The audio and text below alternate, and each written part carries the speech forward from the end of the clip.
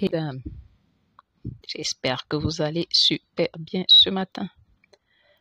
Savais-tu que ton savoir-être a un pouvoir?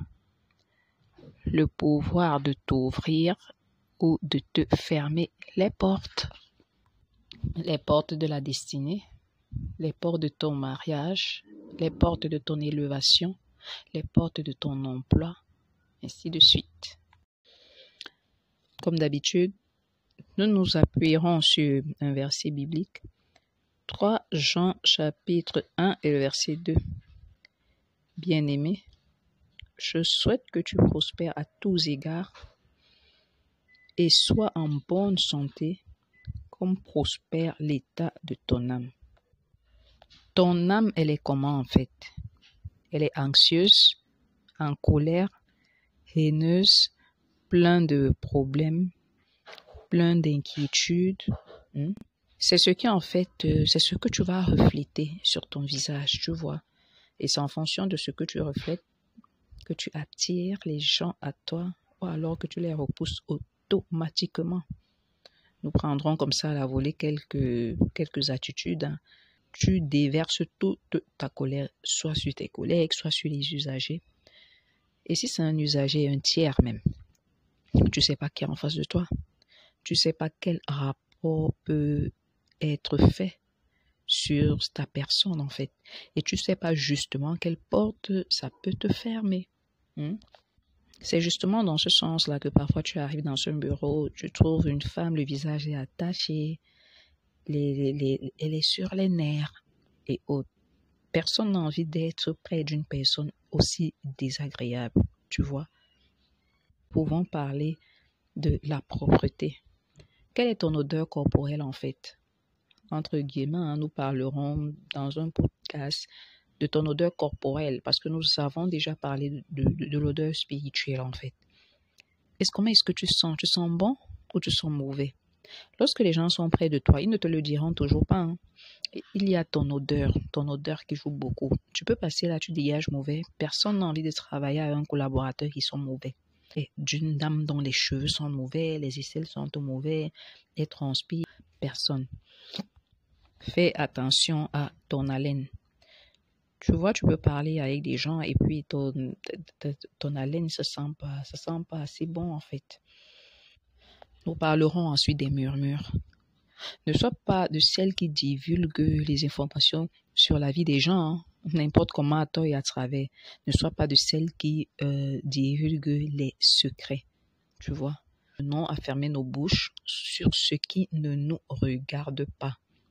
Apprenons à fermer nos bouches sur les vies des gens. Apprenons à ne pas nous occuper en fait de la vie des gens. Si tu as quelque chose à dire à quelqu'un, mieux vaut encore se rapprocher de cette personne. Si tu as un reproche à faire à quelqu'un, mieux vaut encore te rapprocher en fait de la personne et lui faire le reproche à huis clos. Nous continuons. Si tu arrives dans une salle en fait, dans un bureau, je sais pas, même à un festin, et que tu trouves un groupe de personnes en train de causer, blaguer, ne viens pas tomber tout de suite dans les conversations, tu donnes ton point de vue, on t'a même pas demandé ton avis, tu as déjà plongé dans la discussion. Déjà, tu sais pas qui est là à côté, tu sais pas qui est qui en plus même, si c'est encore une réunion d'affaires par exemple, peut-être même celui qui est en train de blaguer, rire aux éclats là, peut-être même c'est lui le boss, le manager. Toi, tu viens, on ne connaît même pas. Toi, tu es lambda et tu viens, tu entres directement. Non, ça se fait pas. Ça, c'est pas très courtois, tu vois. Et tu peux justement être disqualifié, même pour un poste de responsabilité, à cause de ce genre de choses-là. Veille sur tes ongles, toi, madame. Si tu veux pas mettre des vernis et tout ça, que tes ongles soient toujours propres. Tu dois veiller sur ta pédicure et ta manicure en fait. On ne t'exige pas, on ne t'impose pas de mettre le vernis, mais tes doigts, tes ongles doivent toujours être bien limés, bien vernis ou à défaut propres quoi, tu vois. Apprenons à être des femmes douces. Douces dans le langage, douces dans la gestuelle, douces dans les paroles. Évitons également le langage grossier et vulgaire. Une femme qui se respecte, une femme digne, princesse, ne fais pas sortir n'importe quoi de sa bouche. Ne fais pas sortir des blagues malsaines, grossières de sa bouche, obscènes de sa bouche. Tu comprends? Un autre point, habille-toi en fonction de ta morphologie. Oh là là. Il est tellement mal de voir, ça fait mal aux yeux, une femme tellement mal vêtue qui voudrait mettre des vêtements qui ne lui vont pas du tout. Juste parce que tu as vu quelqu'un d'autre mettre, tu veux aussi mettre cela. Je peux vous assurer, les détails comme ça, nous on voit ça comme des détails, mais je peux vous assurer que les petites choses comme ça, même si on voudrait te confier certaines responsabilités, certains managers regardent à ça en fait. Est-ce que tu sais te tenir? Est-ce que tu sais parler aux gens? Est-ce que comment est-ce que tu te comportes en fait dans le milieu dans lequel tu te trouves? Un autre point, fais bien ton travail. Je ne le dirai jamais assez. Oui, tu n'es peut-être pas parfaite, n'est-ce pas? Mais tu dois t'améliorer tous les jours. Il faudrait qu'on voit une amélioration dans ton travail, en fait. L'erreur qu'on fait aussi, lorsqu'on se dit femme spirituelle, c'est de ramener l'église au travail. Le travail, c'est pas l'église. En plus, quand vous travaillez dans un lieu laïque, il y a une autre façon. Justement, c'est à travers ta façon de te tenir que tu peux justement prêcher l'évangile, en fait, que tu peux bien prêcher l'évangile. Ce n'est pas toi à travers tes mots, mais à travers la façon de te tenir. Alors ne laisse pas ton travail, tu marches de bureau en bureau parce que tu prêches l'évangile et tout, mais le travail pour lequel on te paye dans l'entreprise dans laquelle tu vas chaque matin, tu ne fais pas son travail et tu viens plutôt prêcher au bureau. Non, non, ton bureau n'est pas le lieu de la prêche. Apprends à te tenir à table. Bon, j'ose croire que un jour aussi, je pourrais faire le podcast dessus, mais apprends à te tenir à table. Tu sais, il y a un manager dans une entreprise qui faisait que lorsqu'il voulait te recruter, il t'amenait dans un restaurant et il regardait exactement comment tu te tiens à table. Il y a même une catégorie de femmes qui a honte de manger devant les étrangers, en fait, les gens avec qui il n'est pas habitué. Ça aussi, tu dois apprendre. Si tu sais que tu es quelqu'un qui est très timide, qui n'arrive pas à manger devant les gens, tu dois apprendre de telle sorte que devant les gens, que tu puisses bien te placer, bien te tenir à table. Il y a une façon de tenir la fourchette, la cuillère. Il y a une façon de ramener sa cuillère à sa bouche et autres. Tu vois, il y a une façon de mâcher.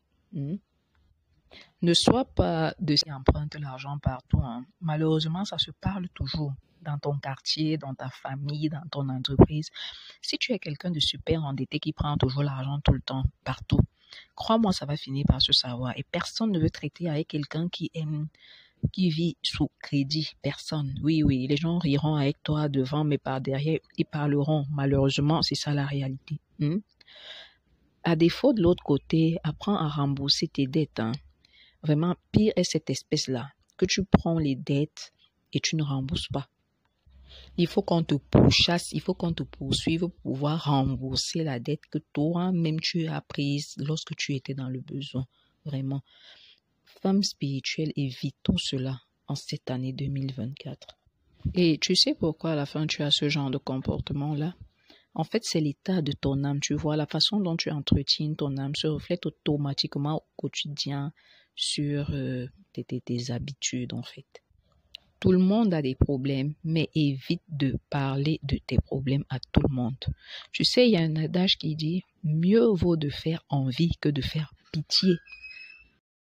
Tu sais, personne ne voudrait être une femme querelleuse, une femme qui est toujours en colère, une femme qui n'est jamais souriante, une femme nerveuse, une femme qui aime les querelles, jamais satisfaite, qui est pickpocketeuse. Ça veut dire qu'elle vole carrément les vêtements, de l'argent. Une femme qui ne sait pas rendre des comptes. Lorsqu'on l'envoie, elle ne vient pas déposer la différence. Une femme qui fait du rentre-dedans dans la vie privée des gens. Genre, ton mari te donne combien pour la popote? Ton mari te donnait combien pour les fêtes? Est-ce qu'il t'a amené en voyage de noces? Est-ce que vraiment ce genre de personnes-là, on ne veut pas trop traiter avec ce genre de personnes-là. Et ce genre d'attitude, en fait, peut te fermer les portes. Et de grandes portes même, hein, les portes de ta destinée, les portes d'un gros contrat de travail, d'un gros partenariat d'affaires. Tout le monde a des problèmes, mais ce que je te propose ce matin, c'est d'être une femme souriante, une femme joviale, une femme attentionnée, une femme qui tend la main pour donner aux autres, pas toujours pour prendre. Une femme discrète qui sait rester à sa place en fait, qui ne vient pas s'ingérer dans les affaires d'autrui. Une femme qui s'occupe de sa vie à elle vraiment et non de la vie des autres. Une femme qui rend service. Une femme qui sait se vêtir, une femme qui sait se parfumer, qui sent bon. Crois-moi, les astuces comme celle-là attireront de bonnes personnes à toi. Oui, oui.